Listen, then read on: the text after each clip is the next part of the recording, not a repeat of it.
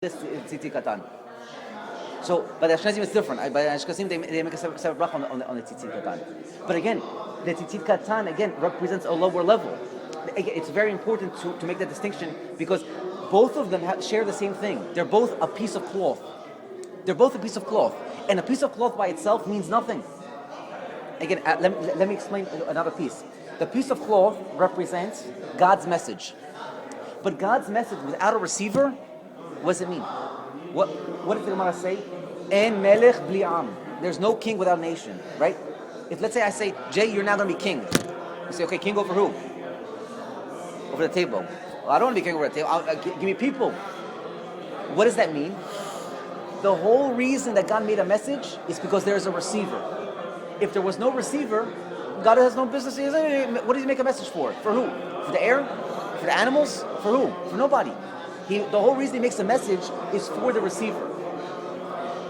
Maybe you'll tell me, we're going to continue, and you'll see, and you'll tell me if it starts to make sense. What they. So the white part of the talit, the cloth part, is called a beged, right? So where does the word beged come from? Right, we said before, the word beged means, right? I say like to cheat on, right? Is that right? Like boged. Good. Yeah. Okay. Good.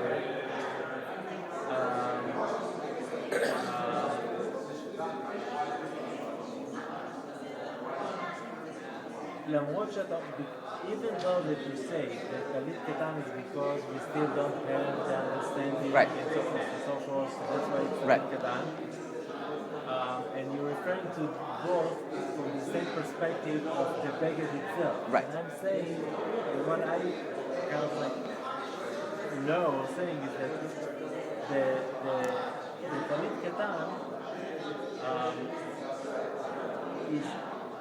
is not because of the garment itself, but it's because in order to be able to perform the mitzvah. But neither one is. If I gave you a white cloak, and I said, here is your talit, and I didn't give you a tzizit on it, do you make a bracha on it? It doesn't matter. But No, it matters. It matters. Do you make a bracha on it? I gave you a big white piece of that's not what I mean. You said the reason of the talit is the tzitzit. The reason of the talit gadol and the talit katan is both the tzitzit. It is, but at the door, you're referring to the garment itself as importance. So right. And the talit katan, the garment itself has no importance. Right. Why? Because again, to a baby, again, let's look at it from the perspective of the receiver. From the perspective of the receiver, the love has no importance. When does it start to have importance? When I begin to have a sechel, when I have an intellect, and I begin to understand what the word love means. So now all of a sudden I can start mentioning the word talit. It means something to me. I don't know what it means yet. I have to still climb up the strings, and that's why I make the bracha not on the talit, but rather on the tzitzit, which we're talking about now, what they represent. But that's why, again, like you're saying, the difference between them is, on one of them I have my brain doesn't comprehend it, not because I can't, because I'm not in a situation to comprehend it. Just like a baby doesn't comprehend the word love, so too a person puts on the talit katan representing I don't comprehend it because I'm on a lower level. But when I'm on a higher level, right, and I have intellect, I begin to call it. I can start seeing, hey, there's a godly message. Just like when a person lives in physicality, right, and he begins to see things with a godly eyes. He says, oh wait, I know there's a message here. I don't know what it is yet, but I know there's a message. Masha'en came that if a person lives life just everything's a coincidence. So what does he see? It's just physicality. There's no message. He doesn't comprehend even that there's a message there. So on the talit katan, we're calling ourselves baby, meaning we're like a person who doesn't even comprehend that there's a message going out there. He's getting slapped in the face and he doesn't even know why. It doesn't even bother him why. The talit gadol already, he starts to understand there's a message here. I have to go figure it out, but at least I know that there's something there. Does that make now? Does the distinction start to make sense? No, it's important to understand. If you don't No, I'm saying, but no, the difference is because again, every piece of the halakha makes a difference. Every piece of the halakha. When you say the word talit and not tzitzit, it makes a difference.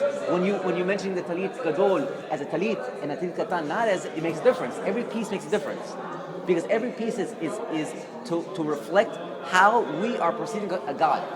That's every mitzvah is a message, and if we haven't unlocked the message, then we haven't done it. You know what I mean? So again, when I'm putting the small one on and I'm putting it on at night, that represents again at nighttime. I don't have full capacity to understand. That's why it's nighttime outside. Why didn't God make it daytime all day? Because there will be times when it's night in your life. And that on those times, you at least have to know, under your garment, He's still there. Under all the clothing, again I call it clothing. What's the word clothing in Hebrew? Beged. Beged. Why is it called beged? Because it was rooted in the begidah, in the insult that they insulted God. When they ate from the tree, they insulted God. Therefore, they had to make something that was going to represent their insult. So he said, you, Adam, made clothing, you cloaked me, you hid me away from being seen. Again, this is what it says, the Musar says. If a person would know the pasuk, Shiviti Hashem lenegdi tamid, he would never sin. What does that mean? That means if a person was always constantly aware that God is standing in front of him, and he would never hide the fact, he would never sin. This is why in the Shulchan Aruch, in Mishnah Berurah, right in the beginning of Mishnah Berurah, Halacha Aleph or Bet, I think he says, write on a cloth the word Shiviti Hashem lenegdi tamid and put it in front of you all day. You will never sin. What does that mean? He means that if you're aware of godliness, who could sin? Who would dare? If you're standing in the presence of the king. When can you sin? Take the paper and crumble it away, and now put a person in troubles, and all of a sudden his mind is not focusing on Kiddusha and Torah. All of a sudden, he can slip up. Because why? Because his mind is not concentrating. So when they created this physicality, this type of physicality, meaning a lack of awareness of godliness, because godliness would be cloaked away, what they were basically doing was they were creating the word beged, and that's what that white part represents. It's a cloak. God is going to give us a message. The message is still there, but now how you're going to arrive at it is going to be the secret of the talit.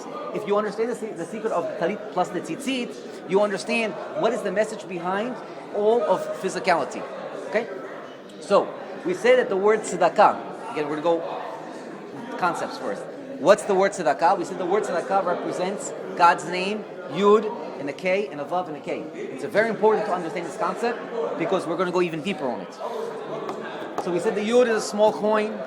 The Hey is the 5 fingers of the giver. The Vav represents the outstretched arm of the giver. And the last Hey represents the 5 fingers of the receiver. Okay? So we just saw what perfect tzedakah was. What did we start the shuir? Remember what we said? What was the best kind of tzedakah you can give a person? A job. Okay?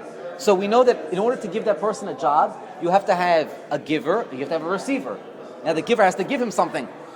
And the receiver has to be also on a level where he can receive. Okay? So now we're beginning to formulate the relationship between God and man. Giver, receiver, and there's got to be some sort of medium between them. A way that they can connect. Okay? Now we don't have a Sephardi Siddur in here, but if you look in the Sephardi Siddur, you will see that there is 4 letters that are stuck inside the last Hey. And the 4 letters are Aleph, Daled, Nun, Yud, which say Adonai, which literally means my master. My master. Okay? My master. Again, we're going to jump back to the talit. How many strings do we have on each side? Right, eight strings, right? But really, how many strings are there? There are only 4. There are 4 strings that are bent over.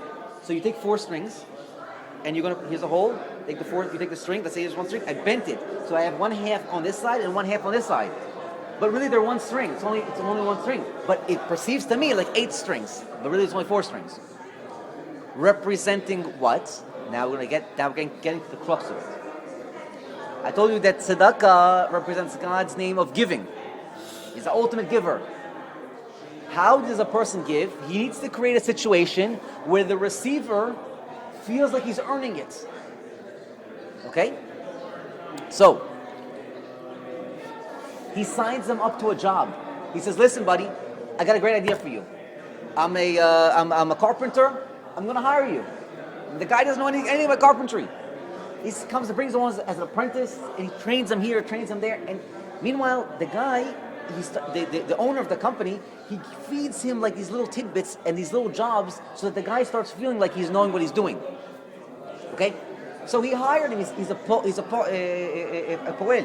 He's a hired for work. By doing that, he gave the person a livelihood. By doing that, he gave him the best good, right? He was able to receive. God does the same thing. Let's look at it. When we call God our master, what does that mean? If he's our master, that means we are his servant, slave. That means that we are indebted, we are under contract. Now, where am I getting this from? There's a concept, well, there's a concept of the Gemara on Sota, right? And it's brought down in the Tanya. We mentioned this last week, at the end of the year last week.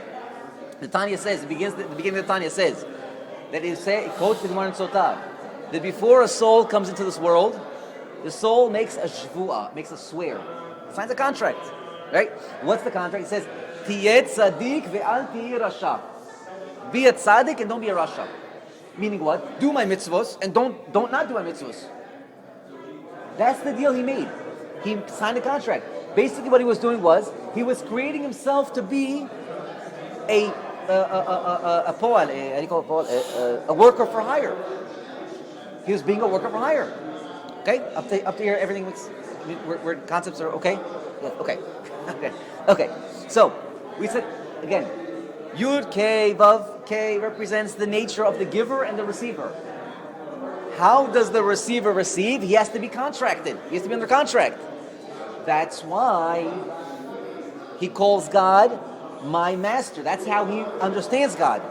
He understands God in one level as you're my master, and therefore you're giving me opportunities to earn it so that I can receive the greatest good. Okay, that makes sense up to now? Good? Okay. So, now we understand another point. Why in the Yud K Vav K, the last Hey has the letters Aleph Dal Nun Yud? Because we said the last Hey represents who? The hand of the receiver. How does the receiver receive? By signing the contract of working, right? By becoming an employee for hire. What is that? Poel is the word for Poel, a poel. pay yud, pay ayin. Pay for what is pay? Poel. Poel. A worker, right? So by being a worker, he already understands that God is his master. Okay? That's on a low level. So this is the way now God created the world after Adam sinned. After Adam sinned, what did he do to do? He says, okay, wait a minute. Now how can I give you the greatest good? You got to earn it now. How do you earn it? Well, I'm going to sign a contract with you. I'm giving you 613 tasks to do. Fulfill them, and then you've earned your keep.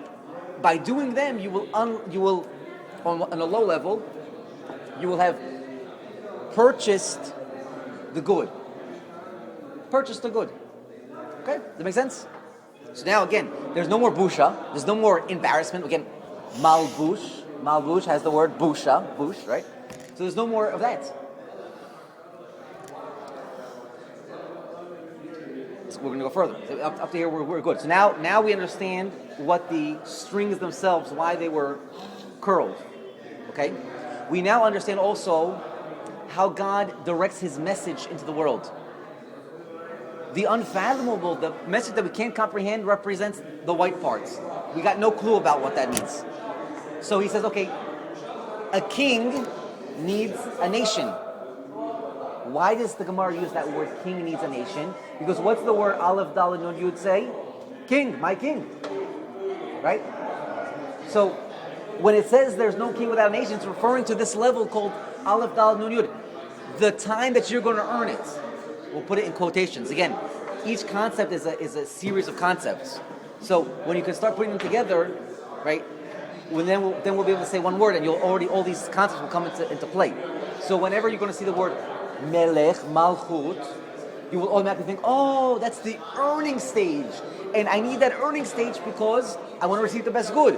I need that whole process because I'm trying to get the godly message. I need that whole process because of Adam's original sin.